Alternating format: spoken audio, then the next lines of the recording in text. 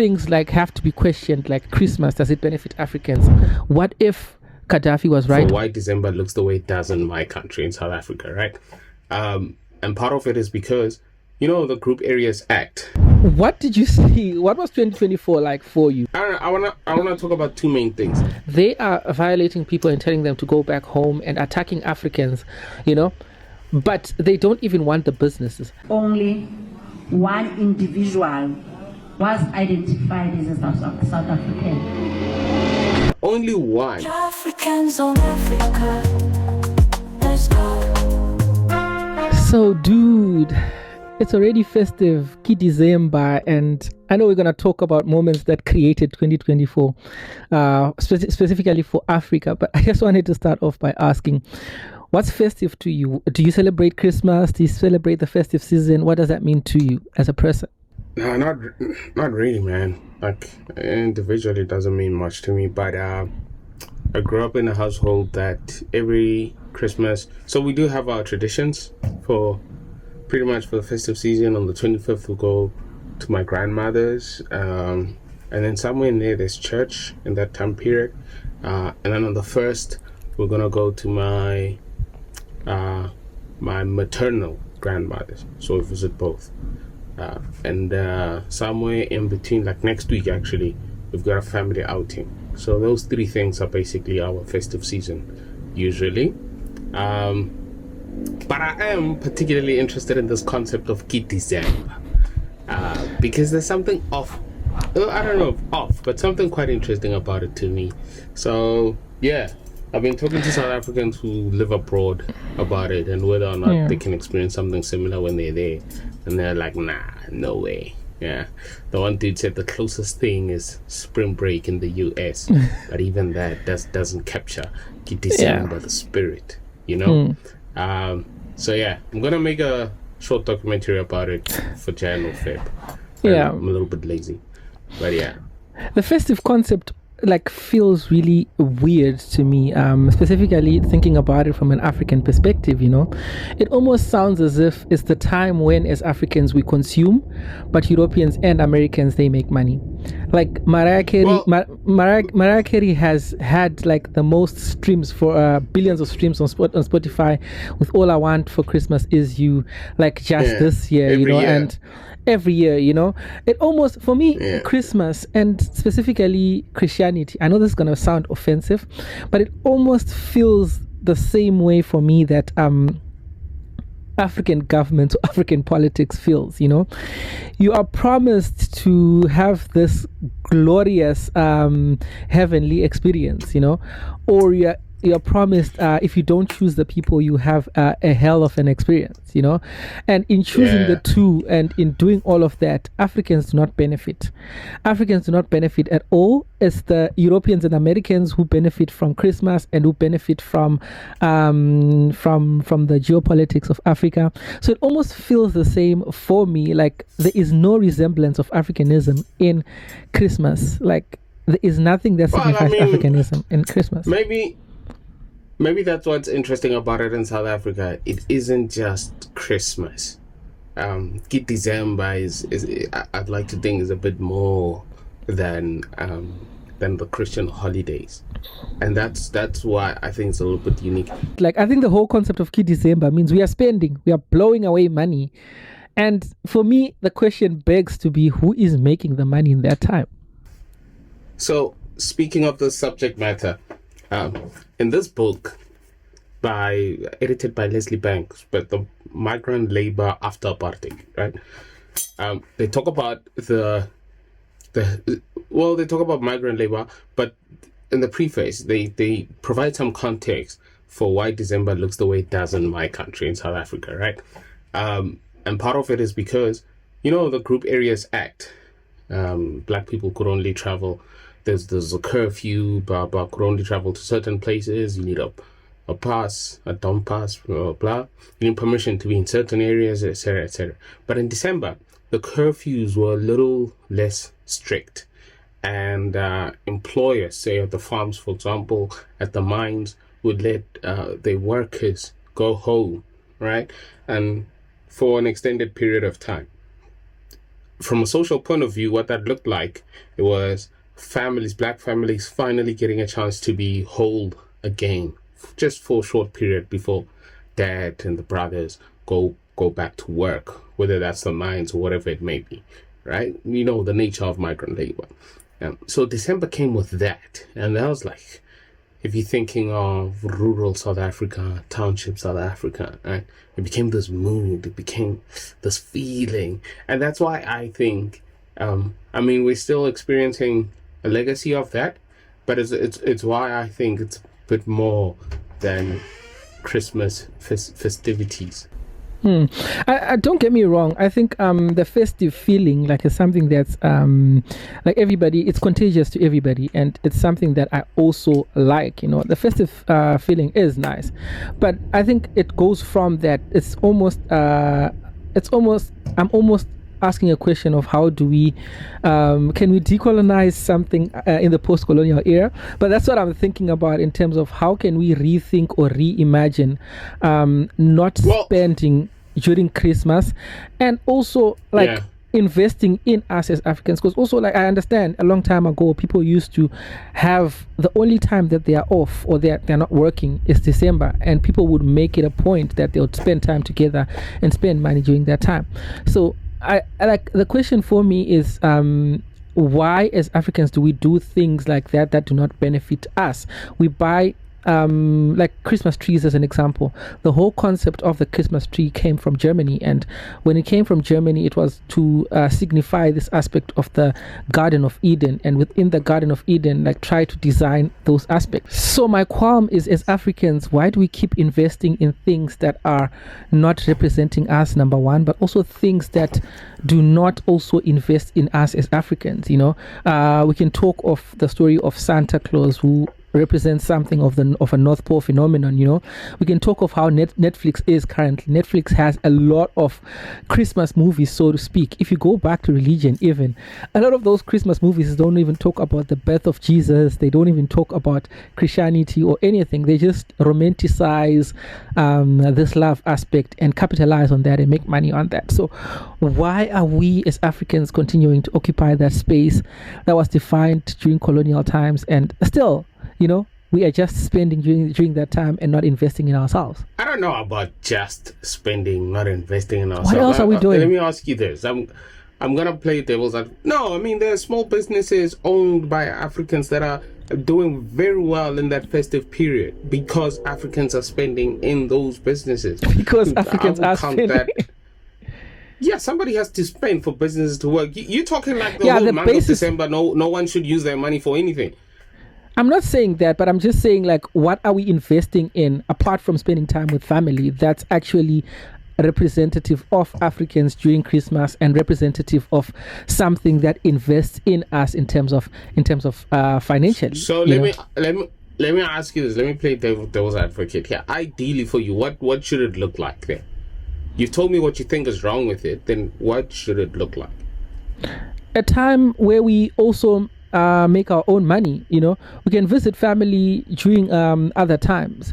You know, we don't have to be the business source or the economic source of other people who are making money while we are spending money and struggling in January, and January disease becomes a thing for us as Africans. You know, maybe for me it looks like, it really looks like a time to also be productive while also having fun, wrapping up the year, but also being productive. Let's find ways to be productive in December. So what do you say to someone that says, bro, I've been productive 11 months. I just want this break. What do you say to someone that says that to you? No, obvious. Take a break. I'm all for breaks. I'm all for vacation. I'm all for spending on yourself even. The concept for me is, if you're spending on a Christmas tree, if you're spending on Santa Claus, if you're spending on the ideal of Christmas, you have to know, you have to be clear with yourself about what am I investing into, what am I buying into, what are the ideals that I'm representing in investing my money in that. That's for me, is important. How's that different from when you go shop at Checkers? And any month of the year, why is it different in December? I mean, when you go shop at Checkers, should you not be thinking of the same? What am I investing into? Where's my money going? No, but I'm not investing in symbols of in Western symbols or in symbols that I don't understand what they mean. Even if I'm buying alcohol, even if you're buying alcohol, it's fine. But have a representative of what that alcohol means and what you're doing for yourself within that period. That's all I'm saying. I think it's a horrible argument because I could say the same thing about you going shopping to Checkers for symbols that you don't understand. It's not the same, Tabi. So my final argument is this: if we are still behaving in ways that were dictated by colonization or colonialism, how free are we? Like, are we not able to determine our own parts as well? Are we not even to, like, even if we have our own, like, even spend that money in Africa Day or like some month that represents you as a person? If it's your religion, and if you are a Christian, and if you are doing it for Christian reasons, then like, that's fine by me, you know. Yeah, but I'm see, just saying, I think that's where for myself, I think it's still problematic. I think that's where your argument falls apart. You focusing just on the Christmas thing. I'm saying it's much bigger than that, man. Even beyond like the socializing of family and all of that. I think there's a lot more happening. Economic activity that fuels, like, within, let's say you're in South Africa, for example, and maybe this is unique to South Africa, I don't know, but there's a lot of economic activity that fuels just South Africa's GDP. I don't buy into an economic activity argument, because it's a different case for people who are in the tourism sector, where people come to spend in Africa. But if Africans are spending, for me, that's a bit problematic, you know. But Why? Anyway, since dude? How does an economy function? People have to spend. People earn. People spend. The money cycles within that space. Tabiso, do I have to tell you that we are at the bottom of the economic strata?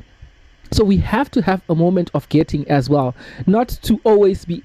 Have you ever heard of the township economy? Very huge, but people are suffering in the township, and people are taking advantage of the township economy, which spells the same for me with the whole economic argument where people make money. It's like the Zambak the Zambak documentary that you did, which is quite amazing. People, you should go check it out. Like, the fact that that short that you made, the fact that Zambak is presented as something that's benefiting black people, but in a sense it's economically benefiting the people in Europe. Like, for me, that's fucked up. Man, that's all I'm saying. I don't like these arguments of, oh no, we need to be very careful about what you said. I agree with. We need to be very careful about where we're investing our money, where we're spending our money. Correct, but not just in December, like all the time is what I'm saying. I don't think there's anything you need. No, all the time, but yeah. No, we're just talking about December now. I'm saying all the time, but now we're just talking about December. Like, you can even go to Easter. We can even go. I'm sorry. I'm not attacking That's Christianity the thing. or anything. I think you're too stuck on religion about this. I think it's applicable to a whole lot more. Like your clothes, for example, Yes. where those come from. Like, you should be thinking about that as Exactly. well, right? So Exactly. So I don't think it's particularly unique to that December thing. No, and I we're don't just think it's talking worse now. at that point. No, we're just talking about December now, but it goes into all those aspects that we're talking about now. You know, something it's the aspect making you of think clothes of. that you mentioned. Yes, the December thing makes my mind go there as well. But let's not get stuck on December. Tell me, man, what did you see? What was 2024 like for you? What were the things that you feel like for Africa? These were the significant things, and maybe how do you see Africa going forward from here? I wanna talk about two main things that stood out for me. Number one is Kenya talking about the no visa thing for citizens of the continent. So if you come from Mozambique, Zimbabwe, South Africa, you can just fly to Kenya, right? I think that's awesome. And I'm hoping that can happen more and more. Of course, there are barriers to that. Like, for example, some countries have a bad reputation. And in our last episode, if you look at the comments, people keep bringing up the reputation of this particular country. And which makes it difficult for lawmakers to get on board with something like that. Back home in South Africa, we do have a political party that's been fighting for or at least talking about open borders, like completely open. So I'm keeping an eye on Kenya and how that'll play out, because I don't think I think it's an experiment. I think it's a necessary one, and we'll see how it goes. But I'm also watching. Oh, Senegal had a new president this year. Got a new president, Faye, I think was his last name. And one of the first things he did was like, it's a message to the president of France. What's his name? Macron. And he's like, yo, we want you guys out of here. We want the French gone. I have nothing against you. I don't hate you guys, but I want you gone. Like you guys are interfering with everything that we're doing here. So for once in my life, can we not have any French interference in the business of our country? And that's shaken the French. For those who don't know, they are still former colonies of France who send money to France like on a yearly basis. So France is making a lot of money out of Africa. Every time there's like a World Cup or the Euros and the French football team wins and people are making jokes about one of the African countries, or we support the African country that's remaining, whatever. It's all funny and stuff, but actually it's speaking to this quite a lot. Like if you think about it, like one could argue France is like, based on the money that they're getting out of Africa, is like another country from Africa, but detached. And obviously the colonial history. So that's very interesting. And I think you and I were talking about it. It looks like it's starting to spread. This whole let's get rid of the French, right? And I saw someone put up a video of probably a horrible example to add to the conversation, but someone put up a video of Idi Amin when he kicked out. Who did he kick out? It was the Belgians there, but that's not who he kicked. Was it the Chinese? Was it Israelis? Yeah, he kicked out people. No, man, he also kicked out some Asians. I think it was Chinese. No, not Chinese. Indian. Okay, don't take it for a fact what I'm saying. But he kicked out people, and it was a huge thing, and it took over their businesses. And in the video, he's saying, "No, I was just saying, you share the business or you leave." That's what I was saying. Yeah, I shouldn't be laughing. It was Israelis, man. It was Israelis, bro. Was it Israelis? Okay, yeah. So, expels Asians. Yeah, it was. I just can't remember which Asians. That's what I'm struggling with. So yeah, man. I'm watching what's going on in West Africa. I think it's very interesting, and I want to see what it plays out at, like as it spreads, But also, man, having how old is he? Faye? He's like 44, and a 44-year-old president in Africa, Joe. I mean, come on, man. That's mad exciting. One thing that gets me back to the argument that we're having is that you see how you agree with me. First of all, when you talk about visas and opening the borders in Africa, there's something that is happening in Africa called AfCFTA. Everybody should go check this out. It's free trade in Africa. And for me, the question begs to be, how do we have free trade when Africans cannot access African countries? How do we trade amongst each other when we cannot do that? The only people who have liberty to trade in Africa are Europeans, like what you were saying, but it's also what they've done to Congo right now, because they have free trade, so like more than free trade within the African continent. So that's why I think that visa conversation is very important, because once there's free movement of Africans in Africa, then we can start the conversation of how do we trade in a way that profits Africa, but also moves resources of Africans within African countries, and not just between not just over the shores of Africa. So one of, like I was saying earlier, it's an experiment, right? And some countries have certain reputations. Truth or not is irrelevant when it comes to reputation. And it becomes difficult for people to like make sense of it or understand it or even be open to it.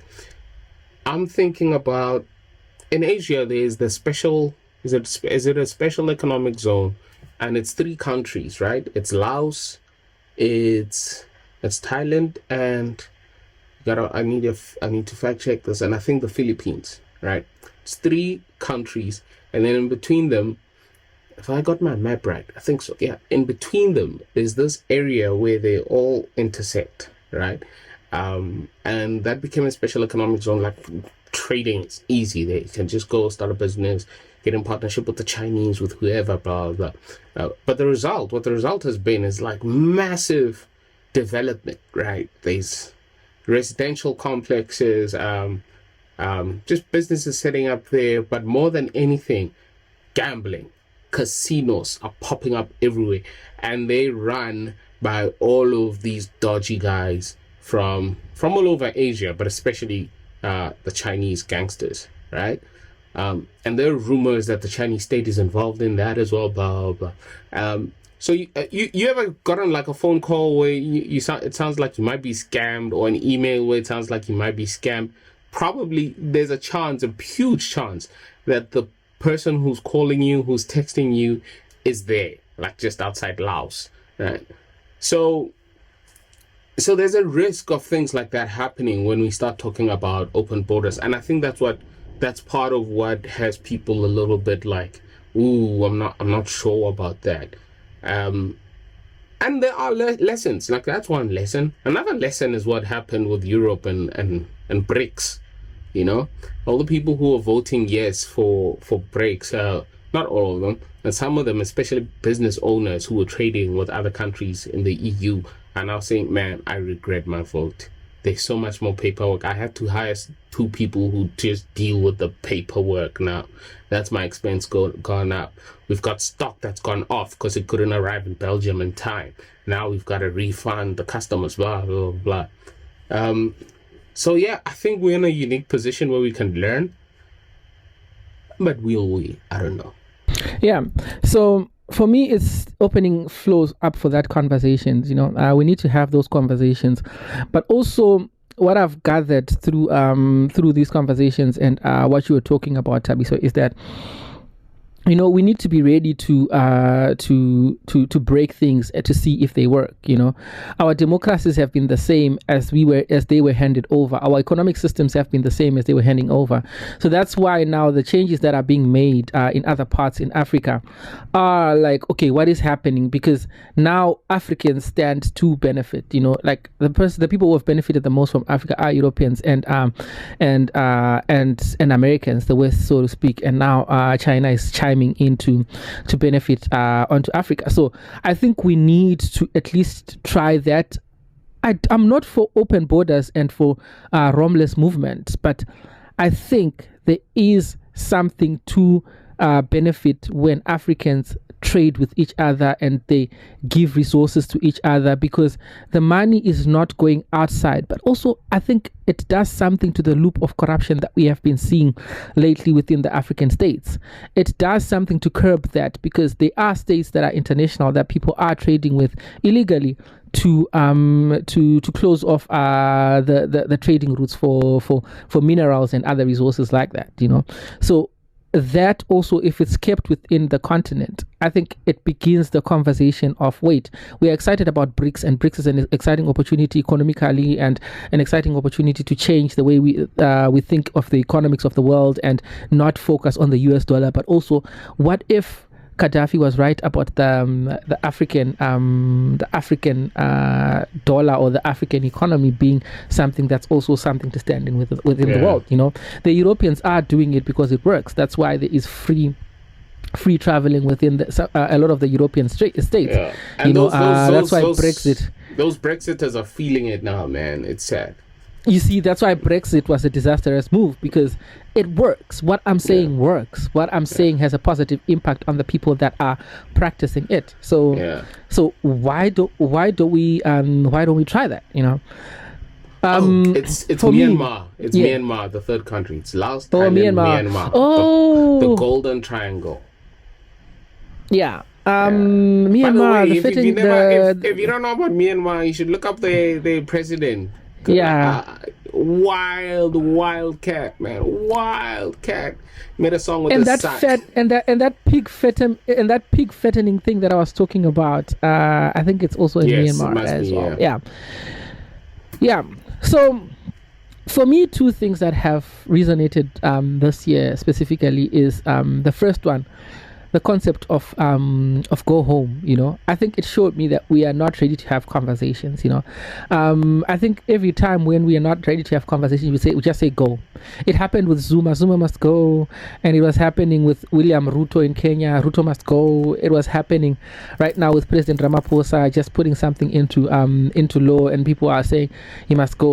Like we are acting like we are a woke generation, but also we don't have time for dialogue or to listen to each other, But also what has happened this year is a lot of democracies have changed within Africa. And I want to mention the reimagination of Africa that's the new president of Botswana, Duma Boko, spoke about, in terms of, can we reimagine Africa, an Africa without corruption, and an Africa where politics is not feared, an Africa where the laws are actually abided by, and an Africa where if someone is making money, we don't ask as the first question as to say, dude, who are you connected to? Who are you with? An Africa where we are doing things the proper way and the right way. So I think for me going forward, that reimagination of Africa is a strong thing that we need to do, and we need to work on, and we need to strengthen within the continent. Yeah, I was watching his, and that's where I'm getting this aspect of things like have to be questioned, like religion, does it benefit Africans? Christmas, does it benefit Africans? All the labels that we have, are they benefiting Africans? The cars that we drive, are they benefiting Africans? We need to reimagine the way that we live, and really question the way that we live, and really think of, is it to the best of the ways in terms of investing in Africans, and also utilizing our resources? Then that's how we can go forward. I was watching Duma Boko's inauguration. Oh, just a little bit.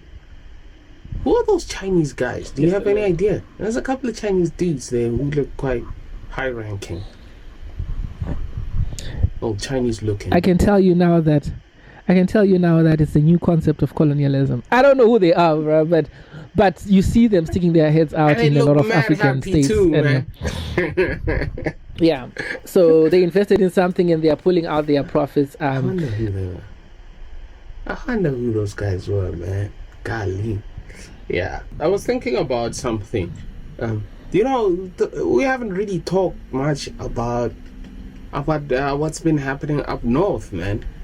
Somalia and Sudan, Eritrea. Eritrea is in the north, right? Yes. Yeah, man. And I know, like, at least there's some awareness now of what's going on. What's going on with Mozambique and what's going on with the DRC. Yep. But further north, man, it's terrible. It's terrible. It is terrible, and you can think about it this way. A lot of the things that are terrible that are happening in the world are also blamed upon the north. You can think of the dominance of pirates within the ocean.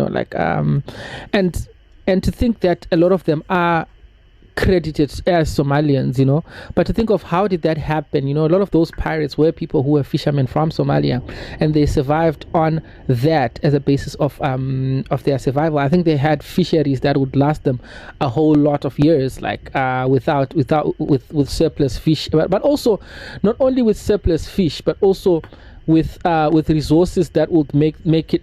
But with resources that would make sure that they also gain money, and in the same way that oil is mined, fisheries were mined that way, and it started to deplete the resources. And with the boats and the big fish came. Yes, and with the boats and the guns that the fishermen had, so to speak, they were turned into pirates to survive, because the big fisheries who were stealing their jobs were the people that they started to attack. I'm not even justifying pirates or the job of pirate, but I'm just trying to contextualize. It's whole conversations of how Africa is in a state of a flux because of external people as well, like the same thing that is happening in Congo currently. And I don't even want to talk about what is happening in Mozambique currently, because it's still in development. So yeah, like that's a whole chapter that we haven't even opened up to in terms of the conversations that we have had so far this year. Yeah, let's revisit some of those. Maybe in the next in the new year we can get like some Mozambicans to talk to, you know, and Yeah. some people from the north. Speaking of, I know a dude, but he moved. One of these Spaza dudes. I've been wanting for us to talk to one of these Spaza dudes. Yep. The he's Somali. He's Somali. We call him Johnny. It's from my mom's neighborhood. Cool cat. But yeah, we should, man. We should talk to one of these dudes. Because did you hear what happened with the stats in South Africa? So South Africa has had this huge problem with spaza shops. Spaza shops are tuck shops that are usually like next door to my house, down the street, very accessible, quite small, small business. Sometimes maybe the family of the dude is or the lady is involved, and you get your canned foods, you get your bread. You get your cool drinks or soda, or whatever you call it. You get snacks, you get airtime for your phone, and nowadays you can even like get vouchers for sport betting, whatever. What happened over the decades, Evan, I know you know all of this. I'm just giving context for those who don't know what the hell I'm talking about. What happened over the decades since South Africa became democratic, this spaza shop was black business, right? Spaza shops were in black townships. Obviously, Indian townships would have some as well, but they were known as like the black business, right? Over time, since South Africa became democratic, they were taken over by some mostly Somalians and guys from Pakistan, but I don't think they're that present anymore, and so on. But what actually happened on the ground is I've got a house, I've got a garage, and well, I used to have a little spaza. This guy comes and says, "Hey, how about I pay you rent? You don't have to run this thing anymore. I mean, how much profit are you making anyway? Let me take over. I'll pay you rent." I give them a place, I get rent, and that happened more and more. Sometimes you don't even have a spaza before, you just have a little bit of space, and the guys rent it out. And they run their business from there. And then over time, these guys become really good at this business. They become amazing, actually, phenomenal. The prices are much lower than the spazas that we grew up with, right? I mean, where I grew up, we had a spaza across the road. He collapsed as soon as the Somali guy moved in down the road, right? Because his prices of the Somali guy were much better. Part of the reason why is because these guys were buying not as an individual business, but as like multiple guys at once. So their bulk buying was bulk buying. And so they could have a bigger say on the pricing. And now they're at a point where they even own the wholesalers, or at least are running the wholesalers. So they've got the entire route to market on lock. And so it's now very difficult to get into that space. Oh, and Ethiopians, I forgot to mention that. It's now very difficult to get into that space. So recently, what the South African government has done is say, okay, we need to sort this out. This is after there were several cases of kids getting poisoned or becoming ill after eating, say, snacks from these spaza shops run by foreign nationals. And after counterfeit goods like bread, for example, fake bread, fake cigarettes were found being produced by these guys. These guys, the bad guys were even like making their own bottles. Like you get a water, Valpre water, right? They'll make the bottle, get the sticker on it, and just pour tap water in there or whatever, right? So all of that's happening, and then eventually the government, feels the pressure from the people, and the pressure from the people is, we need the spazas back, right? We need them back in our own communities. We need to run them ourselves. So the government says, okay, all right, let's do this. What we're going to do is we're going to start raiding some of these. This is happening in Joburg and Pretoria. We're going to start raiding some of these spazas, and obviously they found guys who are doing some nasty stuff, but it's not all of them. And then they say, you guys are going to have to register these businesses now. It's no longer just informal economy type stuff, or township economy as you were referring to. You have to register them, right? In about, I think it's the first month or two of this registration process for you to become certified, accredited rather, as a business. There's about 1,500 of them jump on that, Of that, only 400 are actually like qualified Approved. or meet the criteria, right? Of that 400, what did she say? Only one individual was identified as a South African. Only one was South African out of 400. What's that percentage? I'm bad at math, which is why I don't run a spaza. But of all of those people, man, I saw that and I was shocked. I was like, Eish, yeah.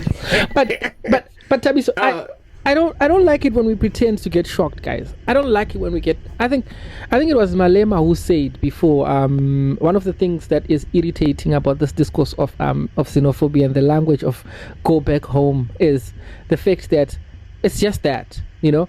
The example that Julius Malema gave was that I'll support this if people were taking back jobs. You know, I know you say take back spouses, but it was not take back. It was just take, or just throw people away and send them home, so to speak. Because if they wanted to take the businesses and run the businesses, they would actually get people who are selling tomatoes, selling onions, and start doing that business. But according to Malema, they were not even doing that, you know, which is the case in point here. They are violating people and telling them to go back home and attacking Africans, you know, but they don't even want the businesses. They don't even want to run the spazas. It's just a deep-seated hate. And I saw a protest that was happening as well of children protesting, saying go back home. Like, I understand that there have been some deaths that have happened as a result of food poisoning, some of which was not even related to the spazas. But what the point is not the taking off the business or the people. Some people are talking about this aspect of all informal businesses have to go to the South Africans, and this argument falls away because South Africans are not even applying to own the spazas, you know, and so. The formalization the formalization of this informal sector only serves to benefit the white people and the people who are not black anyway, who are not from the township. Because what's going to end up happening is that all those spouses are going to be taken up by ShopRite, Pick and Pay, and then they're going to come in and, you know, formalize them and take them on, you know, and that relationship with the spaza and the cornership is going to go. In a way, that's already happening, right? But I was genuinely shocked. Because of all the conversation that I've been hearing that you've referred to, right? And I'm wondering, and it made me think of what happened in. I was talking about Idi Amin earlier, Uganda, right? It made me think of what happened there when he kicked out those Asians who were running shops, right? Because they were running like clothing stores, for example, right? Was it not the Scottish Last King of Scotland? It's in the movie because it's called the Last King of Scotland as well. Yeah, but it was Last Kings. There were no Scottish people involved in that. Okay, cool. It was just the one guy, the doctor. Yeah. So by the way, when the doctor died around 2016-ish, 15-ish, when the doctor died in Glasgow, like I know a dude who was there. He was from Glasgow. When the doctor died, the doctor of Idi Amin, these black cars came, bro, like Secret Service shit, and they just came out of the blue in the middle of the street. They blocked the street, went into his place, and started collecting shit, and then they disappeared. No news, nothing. I'm like, yo, it's decades later, what did he have? Why did you change your voice? Anyway, what was I saying? Oh yeah, it reminded me of Uganda because that's similar to what happened. Obviously, much worse because of the Civil War. But yeah, the businesses got ran down, and the Ugandans were supposed to take them over. I'd love to hear from Ugandan people. It's not the same concept. It's not the same concept, though. It's not. What the concept of let's kick people out so that people from this country can take over the businesses? It's not. How do I put this? So you are saying the same concept that is happening here is the same as the concept that happened in Zimbabwe? No. I don't think it's the same thing. I mean, like I just said, like I said it was worse because of the Civil War. It reminded me of what happened there. Okay. Yeah. So a lot of topics that we need to unravel in 2025, and maybe just to part off the year, Tabiso. Maybe I don't know. I'm gonna put it on What's the YouTube. highlights for you when we're talking about like Africa and what Africans are going through, maybe even like the diaspora? What's the highlight for you? It's the tension between Africans versus Africans, and that goes into what I want to see in 2025 and beyond. Is this aspect of us rethinking the way that we live, the way that we treat each other, and the way that we relate as Africans, and rethink the conversations that we can have as Africans. I think the highlight for me is how we showed that we don't care about Africans, how we showed that we don't love each other, how we showed that we don't love ourselves, but also the hate that we have for blackness. For me, it just came up in a real dominant way in 2024. Bro, do you think, there's something interesting happening in the US right now, where last week a CEO of one of the we cannot get into that. We cannot get into that. Wait. I was thinking of that, but we cannot get into that because we need time as well, bro. Wait, no. Hear me out. I'm not talking about it. The CEO of a big healthcare company was taken out, right? By some dude, shot him in the back, whatever. Right? And then the typical influencer people like your Ben Shapiro's are trying to make it about Republicans versus Democrats or conservative versus liberal, right? And people are like, nah, dude, you're off on this one, you're out of touch. This is about the rich versus the poor. We've all suffered from these guys when we needed healthcare, when we needed help, right? It's about who's up there and who's down here. And so suddenly it looks like, whoa, these Americans are all coming together when usually they were all quite, everything's quite polarized. Suddenly they've got this one thing that makes them come together. Do you think, and this is why I was saying we're not talking about that, it's contextual. Do you think there could be something like that for Africans that makes us go, like, now we are all against this thing now? I hope it's not a moment of crisis, but yes, the same way the UHC was operating in the States is the same way that previous colonial powers are still operating within the African continent, and that needs to be changed. I'm not advocating for people killing anyone or anything of that sort, but like we spoke about this in our previous episode, where we say a lot of Africans are dying, a lot of Africans don't have jobs, but the economy is still in the hands of people who are shipping out monies to Europe and other countries, and I would understand if the anger is if the anger is directed at those people. Then there's someone who convinced us that the poor person is the one who's making us as poor people suffer. That's the dominant narrative currently, and I think there is going to be a moment when Africans are going to wake up and say, wait, the poor people are not the ones with the money. The people who have the economy and are taking our money out of Africa are the ones who are responsible of the economy. Maybe it could be one thing I'm looking forward to seeing is maybe it could be like the influx of Americans into African countries. Right? And someone said there's an area in Ghana where Ghanaian people cannot afford to live there. In fact, the properties are sold in USD. Yep, that's another form of displacement that is happening because Africans can't access those places, and people come from the States and they try to reclaim their Africanism, and they have riches, and their economy is stronger here. And I'm all for people coming back to Africa. I'm all for people staying in Africa as they want, but I'm all for Black people also having that space where they can thrive in their country, can also access those benefits, before anyone else can access them. I know I sound xenophobic quite right now, but all I'm saying is they have a good life already. Can Africans also have a good life?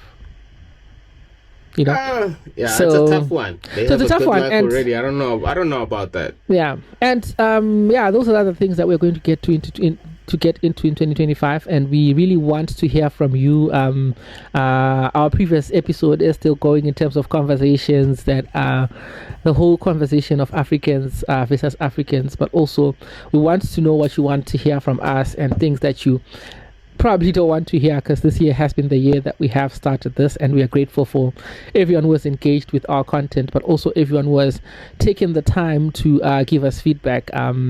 Those are some of the things that are a bit painful to hear sometimes, but also go a long way into developing what we are trying to achieve here in this moment. So this is the last show for the year, and we are meeting again in 2025 with more content and more conversations and more dialogue. Tabiso, parting shots. Join the WhatsApp channel. There's a WhatsApp channel, right? Yeah, join the WhatsApp channel. Anything happens in between us talking to you now and until the next time, let's share some thoughts there, whatever might come up that you think is timely, and then we'll address it in the first episode of 2025. Otherwise, thank you guys so much for all the support thus far. I think we're so encouraged to keep going at this, and that's exactly what we'll do. So thank you all. This is our efforts, guys, and we are trying to open lines of conversations in terms of talking about experiences of Africans within Africa and this idea of Africanism. And as always, my name is Ivan Munashe Katsere, and I am an African. See you in 2025. Happy festive season. Happy New Year, and spend your money wisely and reflect about where your coins are going. I'm also going to be spending my money this December, so it's just a thought process, guys. Don't punish me for this. And nobody reflecting, dude. That's a wrap up, guys. See you 2025. Africans on Africa. Let's go.